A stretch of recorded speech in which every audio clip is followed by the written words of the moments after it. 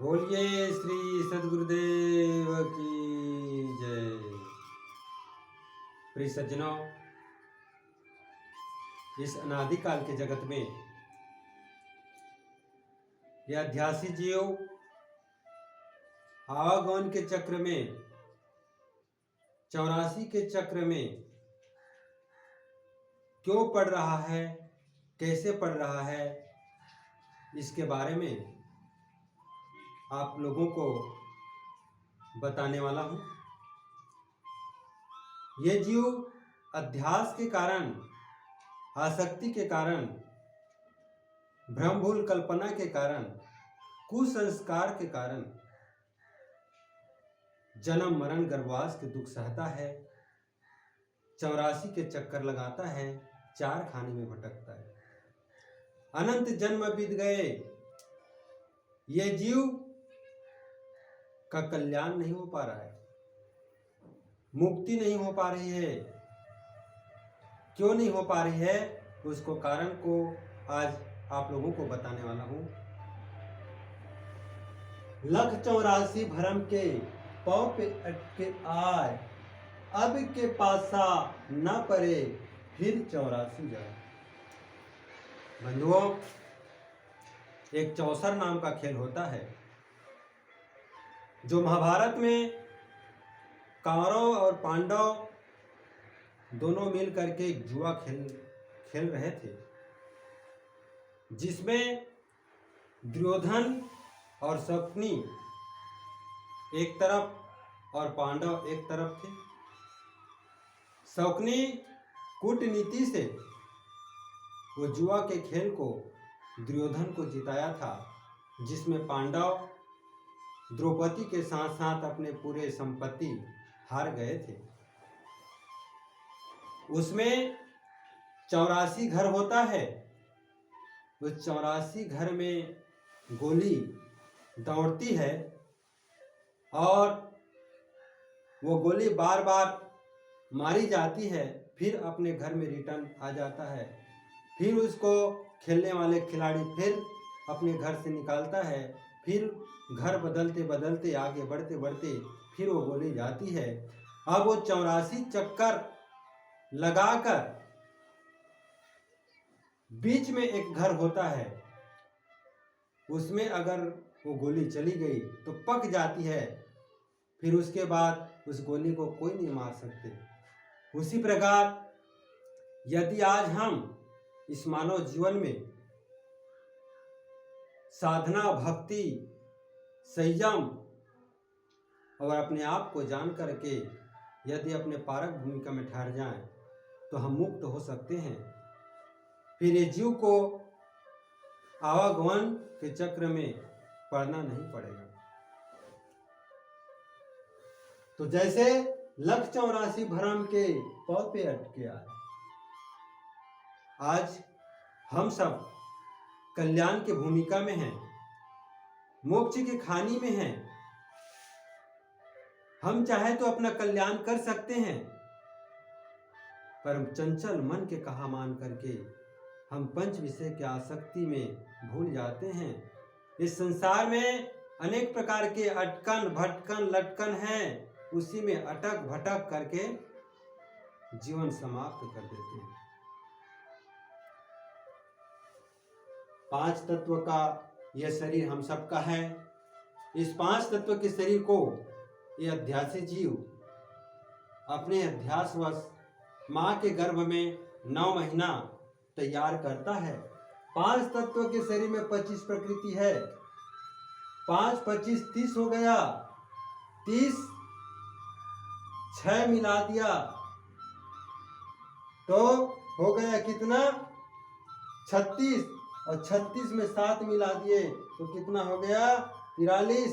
43 में 8 मिला दिया तो 51। 51 में 9 मिला दिया तो 60, और 60 में 10 मिला दिया तो 70, और 70 में 11 मिला दिया तो 81। 81 में 3 मिला दिया तो ये 84 है।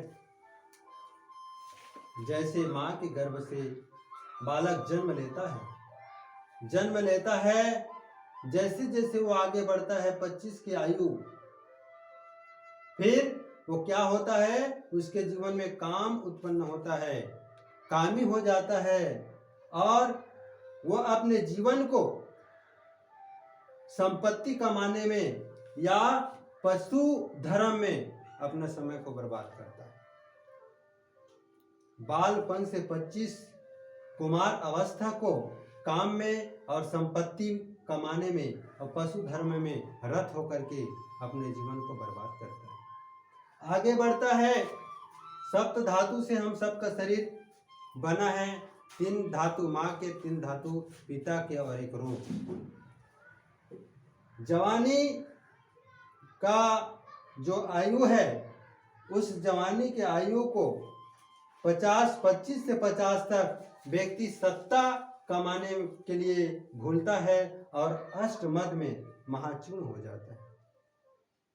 अष्टमद में ऐसे भूलता है, 8 प्रकार के मद में, कि अपने आप को भूल जाता है, अपने कर्तव्य को भूल जाता है और क्रोधी स्वभाव के भी हो जाता है और 9 रस में भी वो भूल जाता है। जब उसकी आयु बढ़ती जाती है, 75 हुआ, अधेड़ अवस्था, सम्मान की चाहना में भूल जाता है।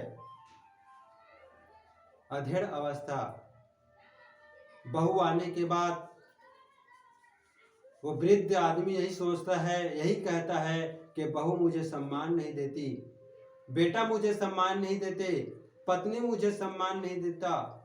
इस प्रकार से वो सम्मान की चाहना में वो दुखी रहता है और सम्मान के कारण वो लड़ता है, झगड़ता है और दूसरे को डांटता फटकारता है। यदि 2 रोटी खा के भजन करता तो उसका जीवन सुख में व्यतीत होता, पर वैसा नहीं करता। 10 दोष में उसका जीवन समाप्त हो जाता है।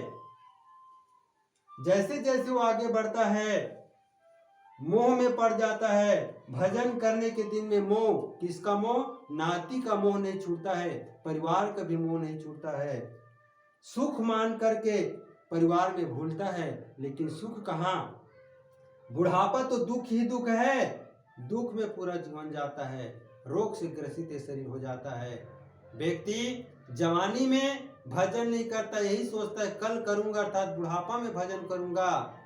बुढ़ापा में भजन नहीं होता, बुढ़ापा में साधना नहीं होता, शरीर रोगग्रस्त हो जाता है। जो करना है जवानी में कर लो, आज कर लो, कल के वादा ना करो।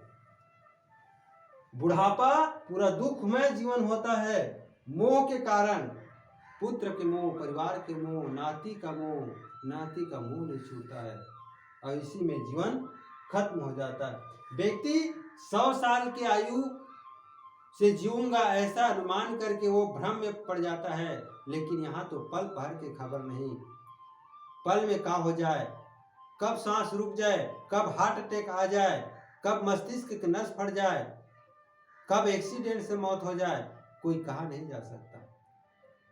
तो इस प्रकार व्यक्ति 84 के चक्कर लगाते लगाते अनंत जन्म बीत गए, अध्यास के कारण उसका 84 नहीं मिलता।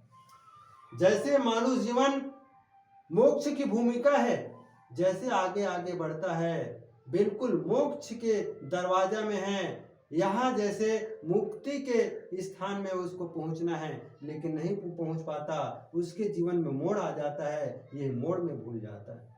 इधर आना था लेकिन वो इधर मुड़ जाता है। जवानी के जोश में काम के तरफ, संपत्ति के तरफ, पैसा के तरफ, मान बढ़ाई के तरफ वो मुड़ जाता है। कल्याण के तरफ, भजन के तरफ, कीर्तन के तरफ उसको ध्यान देना चाहिए था और साधना करके अपने स्वरूप स्थिति कर लेना चाहिए था, लेकिन नहीं कर पाता है, उसके जीवन में मोड़ आता है। बंधुओं, हमारे जीवन में कई जगह ऐसे मोड़ आता है, तो उस मोड़ में हमें सजग और सावधान होकर के जीवन व्यतीत करना चाहिए। तो चौक ये 4, पशु खानी, पक्षु खानी, उपमज खानी और मनुष्य खानी। राशि के ये ढेरी, जैसे अनाज के, गेहूं के ढेरी, चना के ढेरी, इस प्रकार ढेरी चौरासी, चौ माने 4, राशि के ये ढेरी, 4 खानी में ये जीव भरम रहा है, भटक रहा है, चक्कर लगा रहा है अध्यास के कारण। 84 अंगुल की ये शरीर, हम सब का ये मानुष शरीर 84 अंगुल का है। बार बार ये 84 अंगुल के शरीर को ये जीव बनाता है और दुख पाता है। यदि जन्म मरण गर्भवास के दुख से बचना है तो आज अपने अध्यास रूपी बीज को जला दो और शुभ संस्कार की पूंजी जमा कर लो, तभी हम सबका कल्याण है। बोलिए श्री सद्गुरुदेव की जय।